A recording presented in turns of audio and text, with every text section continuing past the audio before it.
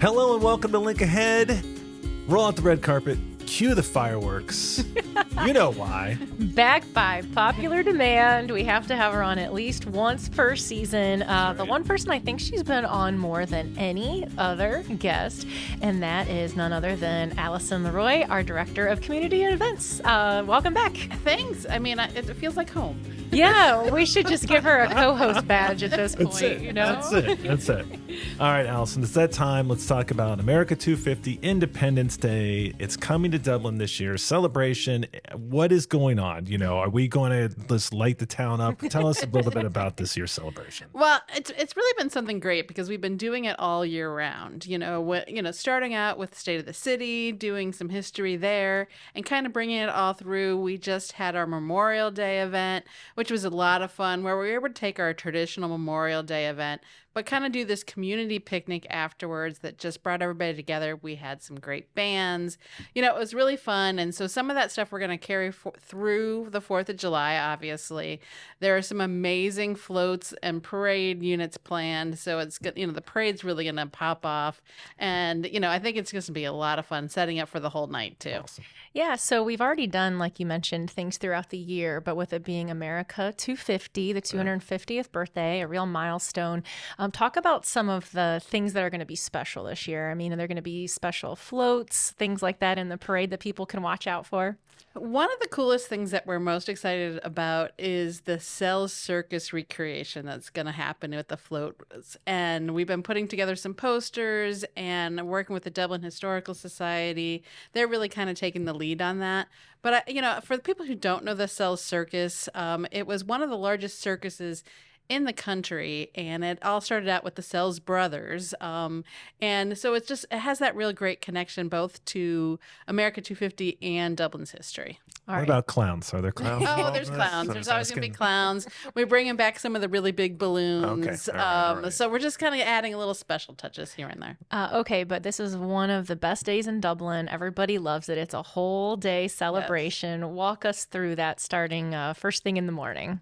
The first thing is the fishing derby, which, I said it's one of the things that's kind of held on the longest, and it has that cool tradition of, kids and adults go out and fish, and, whether you catch, the 1-inch fish or the 3-foot-long fish. Either way, you're throwing it back, or right? whatever your story is going to be. It's just a kind of a great way to start off the morning, and then followed by the parade, of course, that starts at 11 and goes through historic Dublin. And then we always say the middle of the day is kind of a fun thing for people just to gather with their family, their friends. A lot of people have picnics. Mm-hmm. We tried at one point to do some different things in the middle of the afternoon. Everybody already had their tradition. Yeah. I say this all the time, but 4th of July is all about traditions. Yeah, right? absolutely. You can't really change it. It's like, whatever your family does at this time, my family always had red, white, and blue pancakes in the park. Ooh, yeah, it's a lot of fun. So, everybody just kind of has their thing. And then at 4:30 we open up the gates at the high school, and so whether you are one of those people that comes and gets your table and you've had it and all your friends or family are going to be there, or you're one of those people who sits outside. We get people who, they have their spots picked out. Mm-hmm. They have their blankets all marked out on the ground. They know exactly where they're going to be. So everybody has their own way of kind of experience that night, which is, you can enjoy the food and the entertainment, and you can do it your own way. Right. I've done it all. I was just telling someone, I've sat at the table, I've sat in the bleachers, I've sat out on the blanket, and there's not a bad spot in the stadium. Yeah. So. Yeah. We get really geeked out when we talk about entertainment, and I know everyone in the city is just like, hey, what do they have this year? Who is it? So we know it's the Wallflowers. Yes. There's imagine, no surprise. You ever thought about doing a surprise? Pull back the curtain. Oh, that's an interesting one. Put that in a file somewhere. It would probably be the worst kept secret. And I probably would get so much pressure. I would crack for sure. All right, so tell us a little bit about the Wallflowers. So the Wallflowers, I think for a lot of people know that Jakob Dylan is the leader of the band, and his dad is Bob Dylan, but I mean, he's kind of one of those first Nepo babies, but I think, his talent really showed through. Sure. I mean, there's a lot of people that actually you tell that to and they don't even know it. So It's kind of funny. So he's got all these great songs from the 90s. And I think that's for us is being able to move into some different decades, get some, music that different generations know. But it's it's just he has a ton of songs that are just fun to hear. And Bringing Down the Horse is the 25th anniversary of that or 30th? I think it's go with 25th. All right, We sorry. can't be that old. No, Right? it's 25th. It's 25th. But I would tell everybody who's listening right now, go to Spotify, go to where you get your music, and listen to this album from start to finish. And it is a great album. It's definitely 30. Yeah, I'm doing the math. Oh, It's no. got to be the 30 years. It's all right. Okay. It's all right.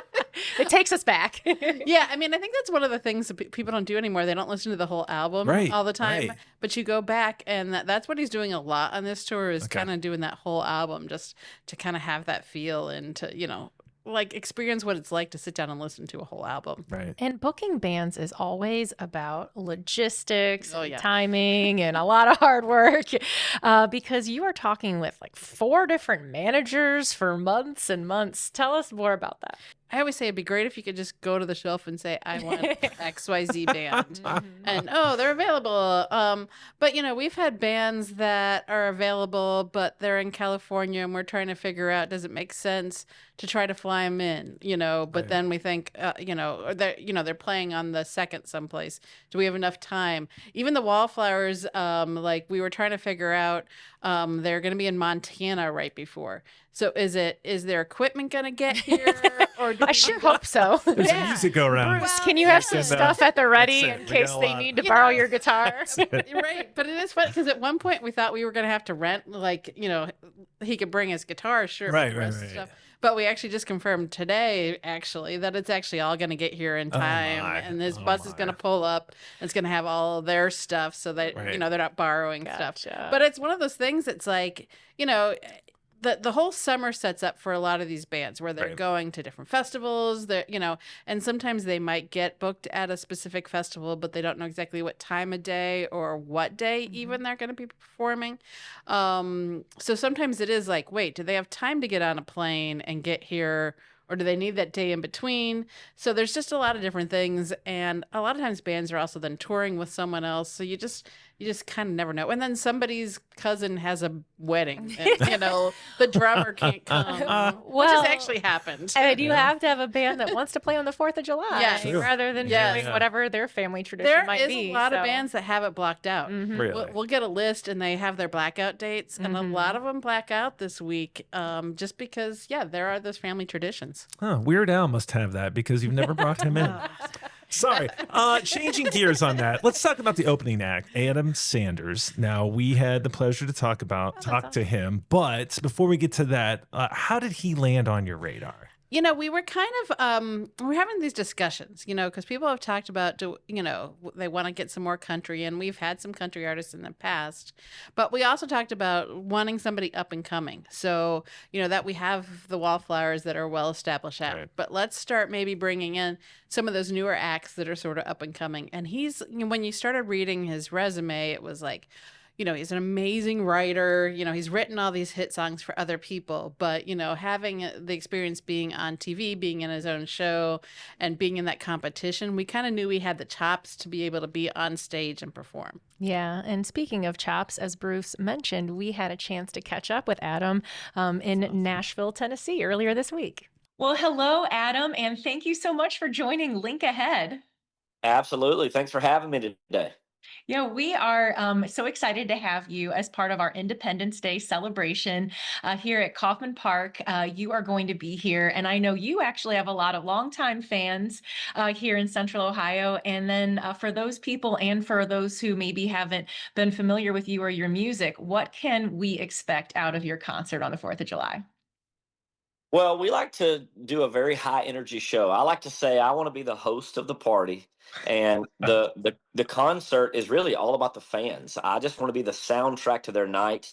I want to make people feel what I feel when I listen to music, and so it's less about me, it's more about them, and just a fun environment, a lot of crowd interaction. So it's going to be a great night. Awesome. So you were recently named an artist to watch, and you're coming off your win. Congrats on CBS Paramount's The Road. You worked alongside some major names like Keith Urban, Blake Shelton. What was that whole experience like for you? Incredible. I mean, those guys are obviously legends in our format, and what I took away from the whole experience is their willingness to help guys like myself and the other contestants that were on the show try to get to the next level, just because they sort of understand how tough it is to make it in this business. And I think they all looked at us as artists that were deserving of a next spot up in the ranks. And so the fact that they were just so willing to help us get there was just something that we'll never be able to repay them for. All in all, it was a very cool show, a very different concept from what we're sort of used to with sort of a quote unquote singing competition show. This was all about, us going out and opening for Keith Urban in front of real fans in real cities, playing our original music, full band, and then also having some major networking behind it to sort of show it to the world. So it was really cool. What a great opportunity. So give us a little behind the scenes scoop. What are Keith and Blake like when the cameras are off? Well, Blake is a nut, if you can imagine. And he is who you see and who you would expect. Keith is just, I've always said Keith is like a triple threat. He can sing them, he can write them, and perform them. One thing I'll never forget is we were in Memphis, and each night we performed, we got to do two songs, one original and one cover. And I was planning to do Tim McGraw, I Like It, I Love It in Memphis. And Keith came up to me during rehearsal and he said, "Hey, you're never going to believe this, but I sang the demo to that song." And it blew my mind. He literally pulled out his phone and played me him singing the demo to I Like It, I Love It, which would later be recorded by Tim McGraw. And so even that was just mind blowing to sort of hear Keith Urban singing that, which was pretty cool. Wow. That is very cool. Yeah. So did either of them give you advice about performing, touring, connecting with the audience that really stuck with you? Not really. I think, they all sort of looked at us as artists that sort of really knew who we were and what our strengths were. And I think a lot of it was just, hey, do what you do that has got you to this point, and be confident in your abilities, and relay that to the fans. The good thing about the road is all 12 of us were so different in what we bring to the table. You've got Cassidy Daniels, who is just a powerhouse vocalist, and you've got me, who's running around and entertaining and just kind of a jackrabbit on stage, and then you've got a guy like Forrest, who is a very sweet personality, can crack a joke and make you laugh. And so musically we were all different, and then we also brought a little bit different things to the stage, sort of our secret weapon, I would say. And I think that they just kind of did a really good job of setting back and letting us do our thing. Sometimes they would sort of say, "Hey, I don't know if that song is going to translate well, or maybe you should try that a half step up or a half step down." They would sort of give those kind of critiques. But all in all, it was just more about do what you do best, I think. Great. What a great opportunity for you. And now you're part of that club. They'll probably bring you back in seasons to come. So yeah, that'd be awesome. Congrats again. So now you are out on the road. Tell us what your summer looks like. How many shows are you playing? What's it look like for Adam Sanders? Yeah, so we're really excited. We got to go out and do Stagecoach, which was an incredible performance. I don't think you get any bigger than Stagecoach. That was an awesome experience. We're coming to see you guys July 4th weekend, which is going to be awesome, and open for the Wallflowers, which is obviously an iconic band. I mean, it's when you listen to their music, you sort of forget how many songs you know of them, which is really cool. But we've got a lot of stuff teed up for the rest of the year. We're working on new music. We're going to be traveling all over. I actually found out yesterday that I'm getting ready to make my Opry debut next Wednesday, which is going to be awesome. Right. So that's a bucket list milestone for me. So just a lot of great things happening in my world, and I couldn't be more grateful. That's great. I was going to ask if you were a Wallflowers fan, and I remember seeing you in the finale with a 90's hat on, and I thought, I think this is his kind of music too. Yeah, I was a kid that grew up on just a lot of popular music. 90's country has always been the roots of my music, and Alan Jackson was my childhood idol. But I was a guy that listened to everything. I mean, I literally was when I would get off the bus from going to school, I would turn on MTV and watch TRL live and would listen to all popular music. So it was a blend of a mix of all that, and the Wallflowers just kind of fit right in with all that. And again, it's kind of when you, at least for me, when I found out that I was going to get the chance to open for them, I kind of looked their music back up and I was like, oh my gosh, I did not realize that I know so much of their music, which is kind of crazy. So. So some of our listeners might not know that they've already heard your work. You've written #1 songs for artists like Cole Swindell, Dustin Lynch. What is it? Is it songwriting or performing? Which one of those is the itch that you want to scratch the most? Well, I moved to Nashville to be an artist, without a doubt.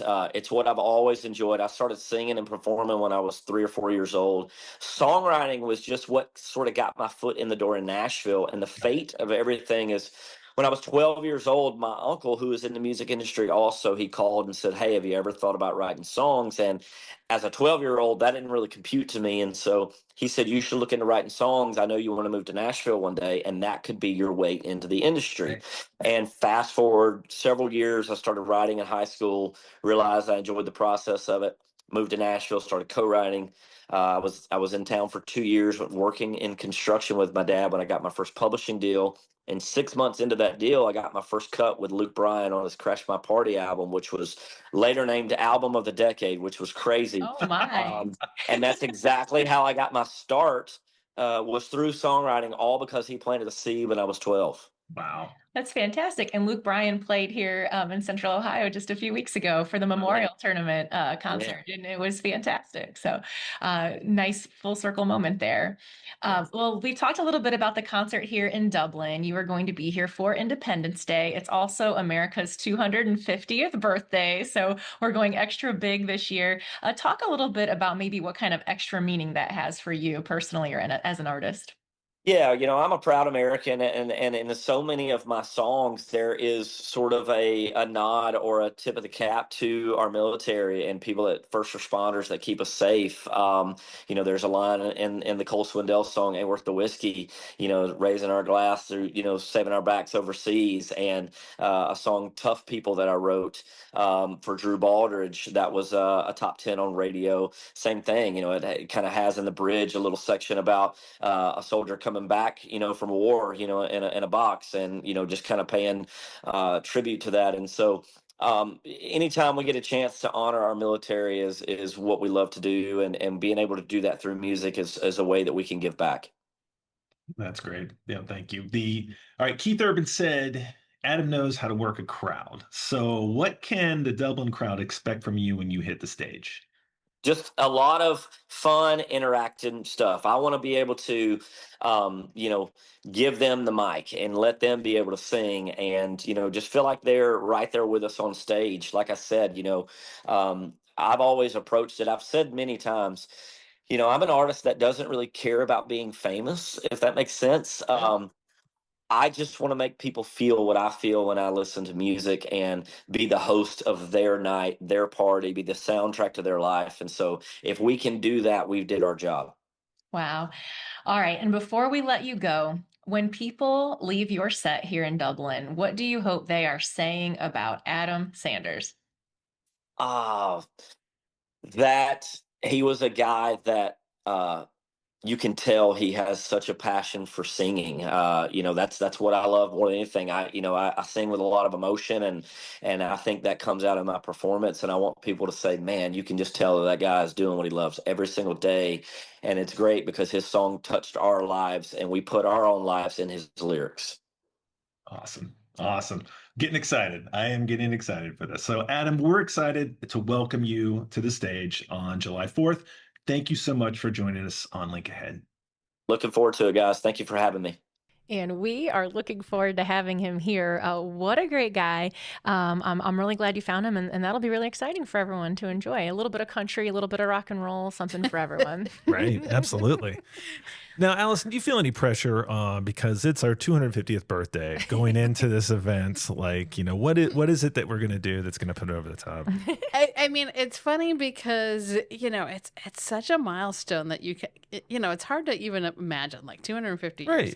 And I think that the whole point of 4th of July is to be together, and, we get to experience some of those traditions of the fireworks. You can't have 4th of July without the fireworks. And, bringing the whole community together is the biggest thing, I think, in Dublin, that you get to see all your neighbors, kids you went to high school with, things like that. It's just a lot of fun. All right, Alison, you've been doing this for a while. Tell us, on the 4th of July, Independence Day, what does your day look like? Every year it starts the same for me because NPR runs somebody reading the Declaration of Independence. Oh, really? And I think it's like at 7:30 in the morning because it's every year when I'm coming in. So it's a really cool way just to kind of remember what we're doing that day, that I'm, listening to them reading that declaration. And it's funny when they talk about the tyranny from the king and, Oh, my God. It's really, if you have not read it, it's interesting to read. So that always starts it off for me. And then I go over to the high school, and depending on when the band gets there. So sometimes we have bands that have gotten there at 5 a.m. or the bus driver does, and they actually just sleep behind the stage for a couple hours before they get up. So it kind of depends on what time the band gets there. And then we just sort of start setting up.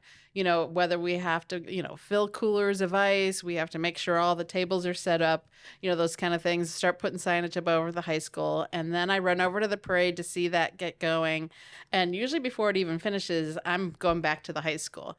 And then the rest of the day sort of depends on, what's going on with the band, whether we've got weather, those things. Right. And then, when we open up that first at 4:30, it's sort of interesting because you start getting the lines in. So you're just making sure everybody's getting through, moving on, and you're running back and forth. And then we go check on the fireworks guys, which is always fun, and we're always trying to figure out, because Sunny 95 has the soundtrack on at the same time.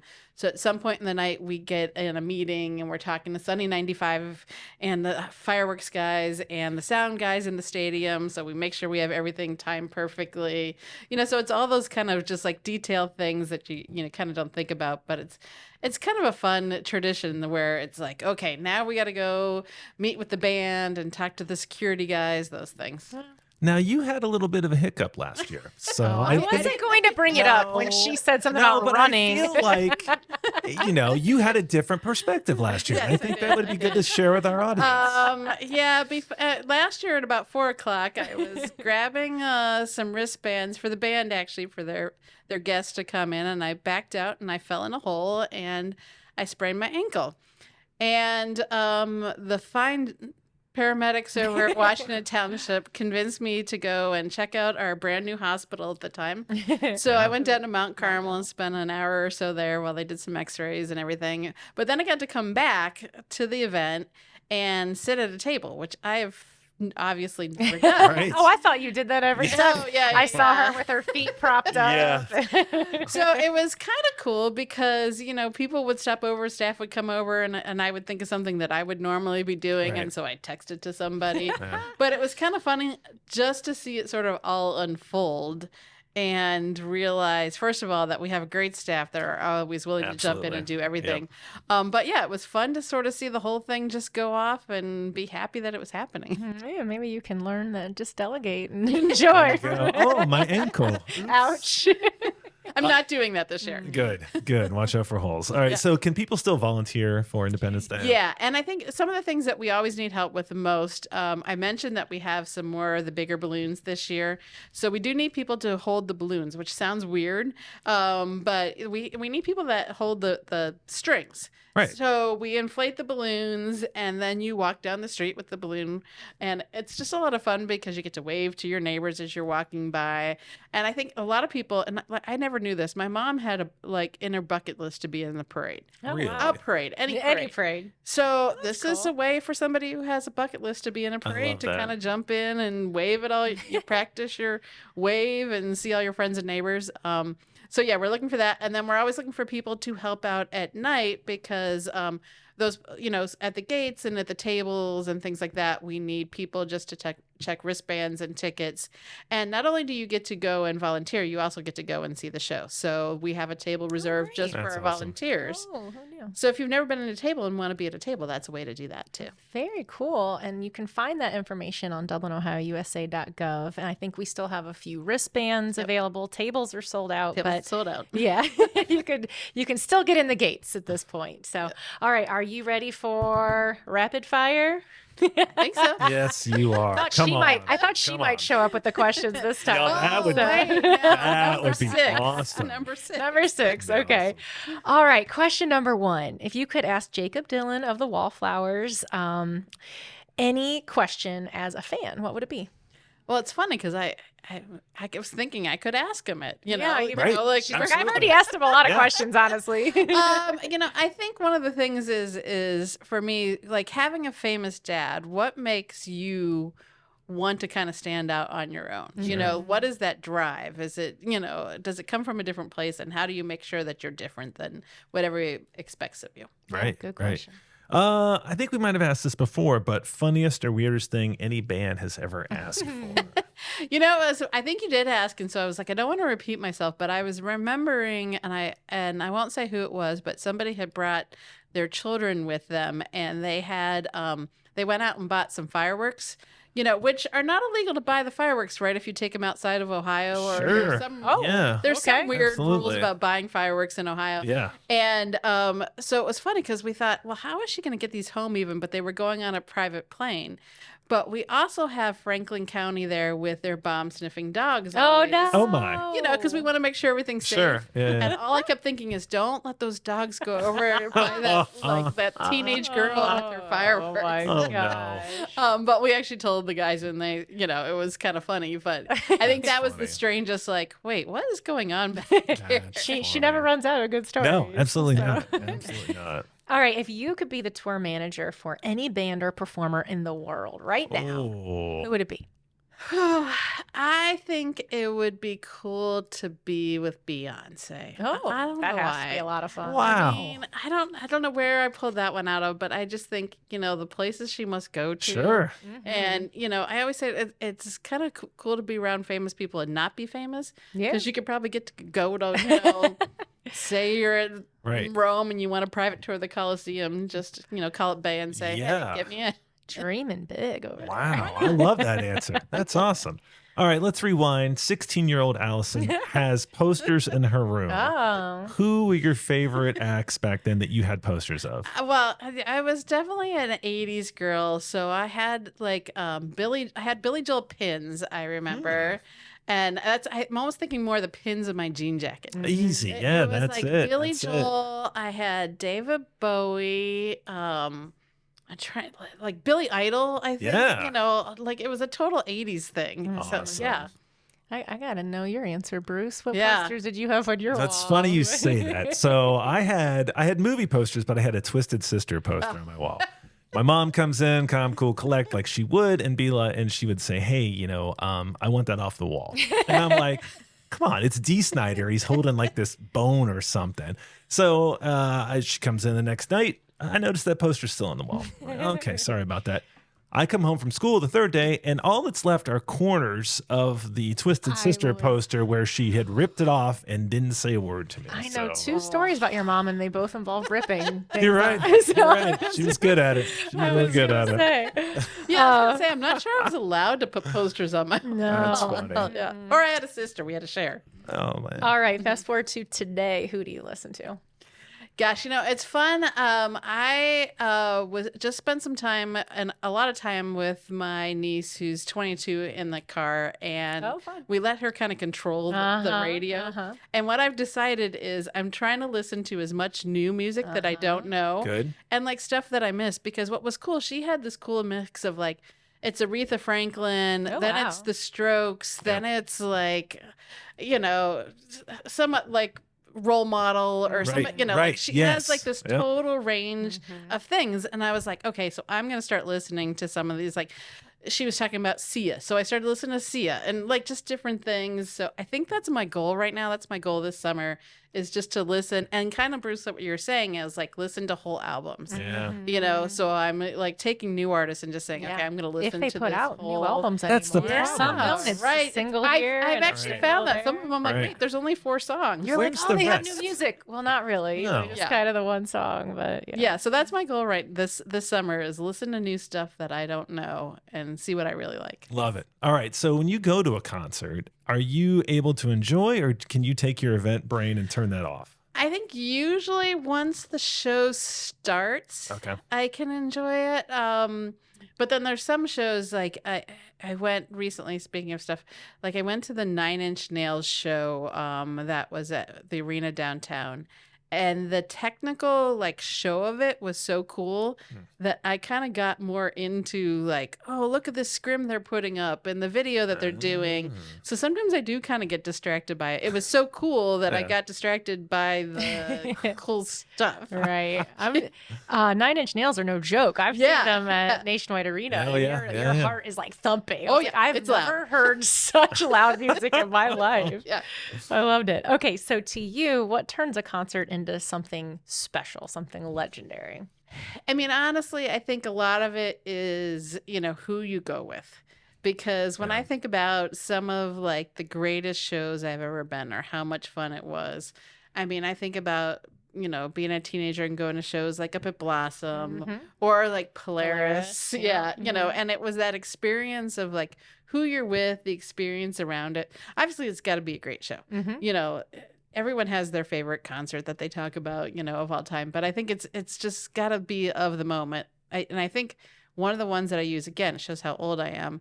I so clearly remember, and my sister and I both remember this so well. We went and saw Prince's Purple Rain tour at the Coliseum in Cleveland. Whoa. Which, to this day, both of us are like, that's it. It's number one. Yeah. That's You amazing. You know, but it was like the time, the show. It was so crazy. I always find it funny, like we'll talk about shows, and I know we've talked about concerts in the past that we were at the same show. Yeah. And it's like, obviously we didn't know each other, but it's like how our paths crossed and then crossed again. Yeah, exactly.